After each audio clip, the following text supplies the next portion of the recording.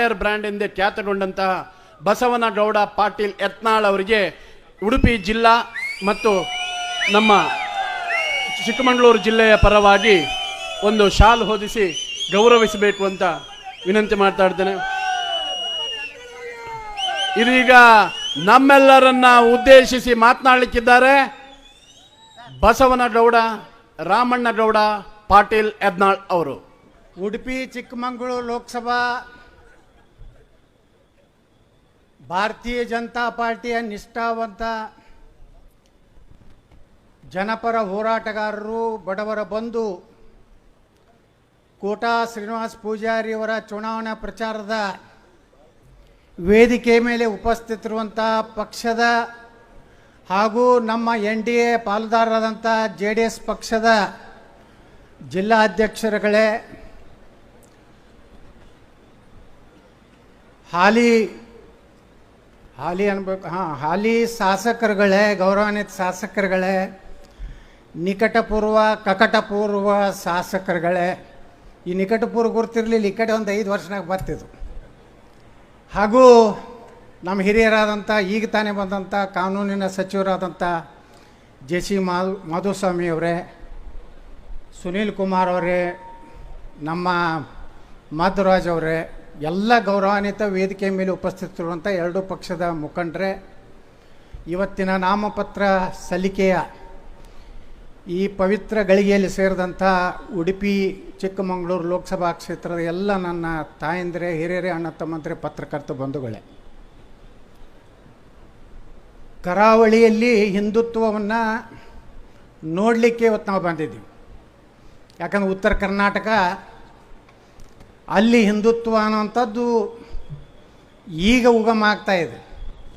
ಆದರೆ ಕರಾವಳಿಯ ಜಿಲ್ಲೆಗಳಾದಂಥ ದಕ್ಷಿಣ ಕನ್ನಡ, ಉಡುಪಿ, ಚಿಕ್ಕಮಗಳೂರು, ಕೊಡಗು, ಉತ್ತರ ಕನ್ನಡ ಜಿಲ್ಲೆಗಳಲ್ಲಿ ನಿರಂತರವಾಗಿ ಭಾರತೀಯ ಜನತಾ ಪಾರ್ಟಿಯನ್ನು ತಾವೆಲ್ಲರ ಆಶೀರ್ವಾದ ಮಾಡಿದರೆ ಈ ಒಂದು ಭಾಗದಿಂದಲೇ ಯಾವಾಗಲೂ ಭಾರತೀಯ ಜನತಾ ಪಾರ್ಟಿ ಗಟ್ಟಿಯಾದಂಥ ಕರ್ನಾಟಕದಲ್ಲಿ ಉಳಿಬೇಕಾದರೆ ಕರಾವಳಿಯ ಭಾಗ ಮುಖ್ಯ ಅನ್ನುವಂಥದ್ದನ್ನು ಇವತ್ತು ಎಂದೂ ಬದಲಾವಣೆ ಆಗೋದಿಲ್ಲ.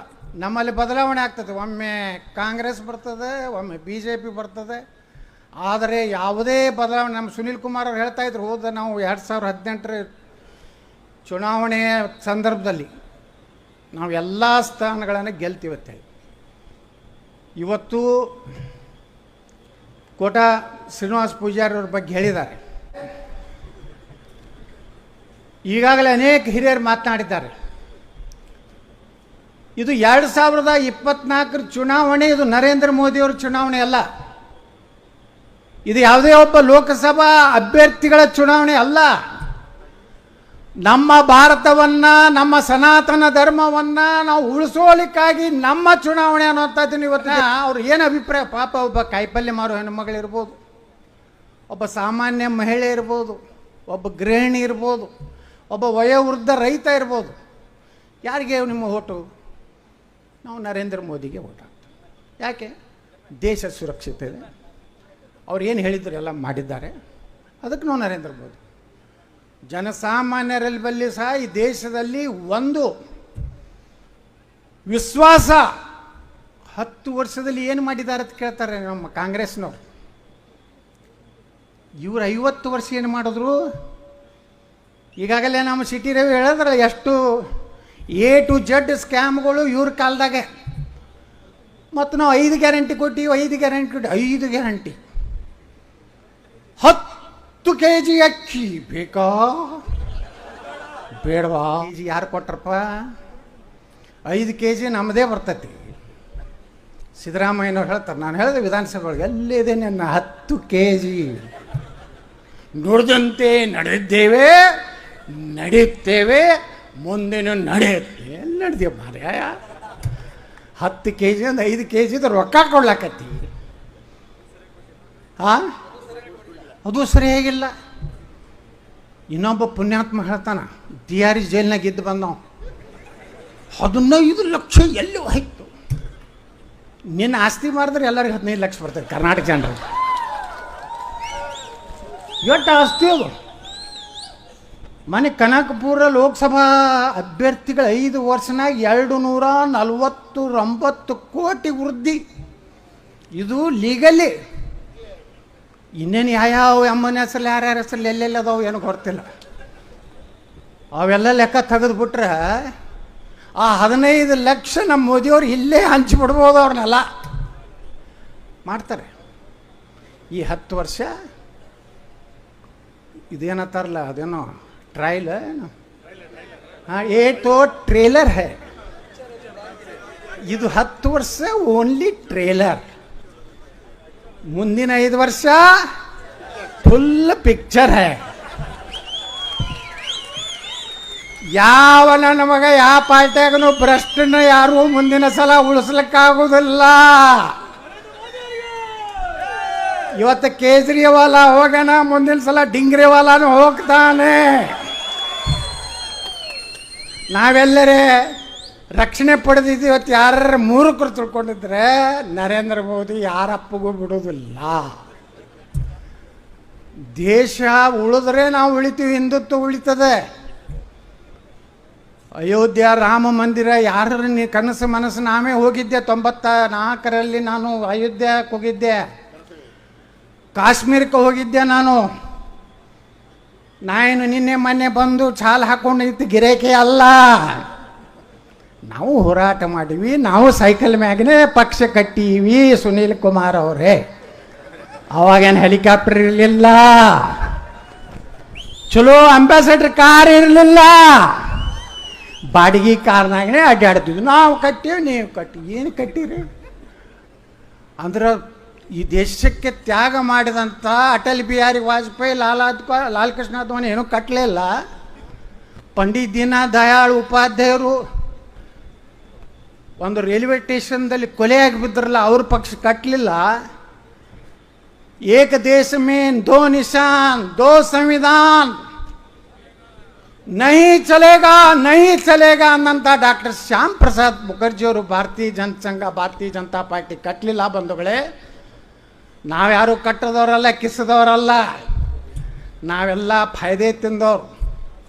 MLA ಆಗಿವಿಲ್ಲ, MP ಆಗಿವಿಲ್ಲ, ಕೇಂದ್ರ ಮಂತ್ರಿ ಆಗಿವಿಲ್ಲ, ಮತ್ತೀಗ ಜನ MLA ಮಾಡ್ಯಾರಿಲ್ಲ.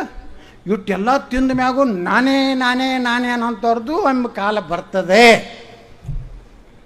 ಸಾಮಾನ್ಯ ಕಾಲ ನೋಡ್ರಿ, ಇವತ್ತು ಕರ್ನಾಟಕದಾಗ ಜಗಳ ಎದುರಿಸಲು ಜಗಳ. ನನ್ನ ಮಗನಿಗೆ ಟಿಕೆಟ್ ಕೊಳ್ಳೋಣ ತೀವ್ರ ಖಂಡಿಸುತ್ತೇನೆ, ಉಗ್ರವಾಗಿ ಖಂಡಿಸುತ್ತೇನೆ. ನನ್ನ ತಂಗಿಗೆ ಕೊಡಲಿಲ್ಲ, ನನ್ನ ಹಳೆಯಾಗೆ ಕೊಡಲಿಲ್ಲ, ನನ್ನ ಅಣ್ಣನ ಮಗ ಕೊಡಲಿಲ್ಲ. ಏನೇನು ನೀ ಒಂದು MLA ಆಗ್ತಿದ್ದೀವಿ ಮೊದಲ, ನೀನು ಸೊಂಡಿ ನೋಡ್ಕೋ. ಪುಣ್ಯಾತ್ಮರು ಯಾರ್ಯಾರು ತಪಸ್ಸು ಮಾಡಿ ಕಾರ್ಯಕರ್ತರು ಈ ಪಕ್ಷ ಕಟ್ಟಿದ್ರು, ದುಡಿದ್ರು. ಎಷ್ಟೋ ಕಾರ್ಯಕರ್ತರು BJP ಇಷ್ಟು ಅಧಿಕಾರಕ್ಕೆ ಬಂದರು, ಅದರ ಸುಖ ಅನುಭವಿಸಲಿಲ್ಲ. ಅದರ ಒಂದು ಅಧಿಕಾರದ ಒಂದು ಸ್ಥಾನನೂ ಅಂಥವ್ರು ಸಿಗಲಿಲ್ಲ.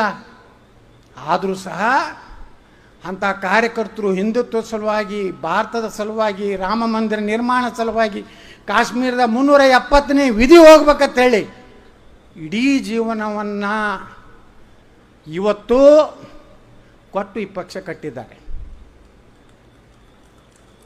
ಪ್ರಧಾನಮಂತ್ರಿಗಳು ಹೇಳ್ತಾರೆ, ವಂಶವಾದ, ಭ್ರಷ್ಟಾಚಾರ, ಅಡ್ಜಸ್ಟ್ಮೆಂಟ್ ಇನ್ಮ್ಯಾಗ ನಡೆದಿಲ್ಲ. ಇದು ಪೂರ್ತಿ ಸಮಾಪ್ತಿ ಆಗಬೇಕಾದ್ರೆ 2024ಕ್ಕೆ ಮತ್ತೆ ನರೇಂದ್ರ ಮೋದಿಯವರು ಆರಿಸಿಬರಬೇಕು ಅಂದಾಗ ಇವೆಲ್ಲ ಹೋಗ್ತವೆ. ಇದು ಮುಖ್ಯಮಂತ್ರಿ ಶ್ರೀ ಸಿದ್ದರಾಮಯ್ಯನವರು ಮೊನ್ನೆ ಹೇಳಿದ್ರು, ಮುಂದಿನ ಜನ್ಮ ಏನಾದರೂ ನನಗೆ ಇದ್ದರೆ, ದೇವ್ರಿಗೇನು ತಲೆ ಕೆಟ್ಟೈತೆ ಮುಂದಿನ ಜನ್ಮ ಏನು? ದೇವ್ರಿಗೇನು ತಲೆ ಕೆಟ್ಟಲ್ಲ. ನಾನು ಮುಸ್ಲಿಮನಾಗಿ ಹುಟ್ಟಲಿಕ್ಕೆ ಬಯಸ್ತದೆ. ಹೀಗೆ ಆಗಿಬಿಡು ಮರ, ಈಗ ಅದೇ ಮತ್ತೇನಾಗ್ಲಕ್ಕೆ ಹೋಗೋದು. ಹಾಗಾಗಿದೆ. ಅರೆ ಎಂಥ ಪವಿತ್ರ ಕುಲ ಅದು. ಸಂಗೊಳ್ಳಿ ರಾಯಣ್ಣ, ರಾಜಮಾತಾ ಅಹಿಲ್ಯಾಬಾಯಿ ಹೋಳ್ಕರ್, ಕನಕದಾಸರು, ಪುಣ್ಯಾತ್ಮ. ಇದು ಎಲ್ಲಿದು ಹುಟ್ಟಿಬಿಡ್ತು ನಮ್ಮ ಸಿದ್ದರಾಮಯ್ಯ.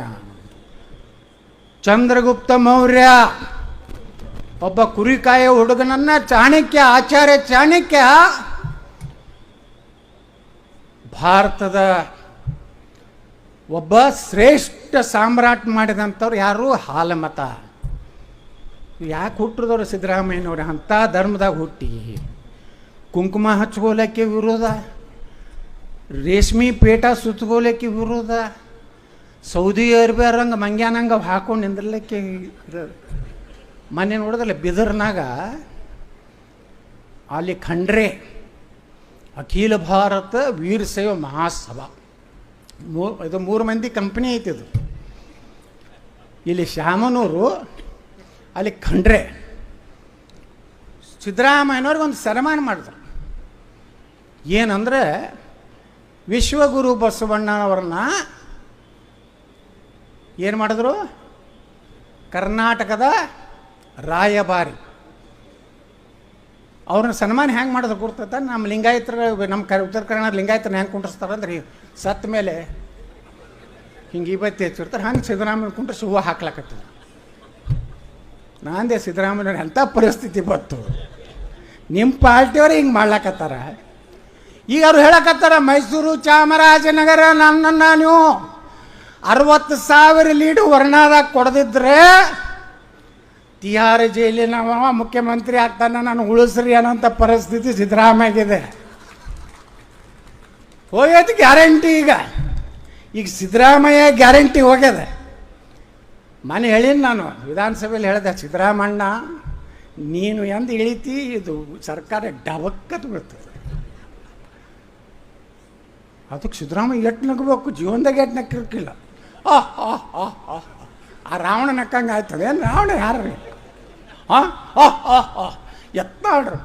ಎತ್ನಾಡ್ರು ಸುಮ್ಮನೆ ಪಂಪ್ ಹೊಡೆದಲ್ಲ, ಆದಟ್ಟು ಜಲ್ದಿ ಡಮ್ ಅಲ್ಲ ಅಂತೇಳಿ ಹೊಡೆದಿತ್ತು.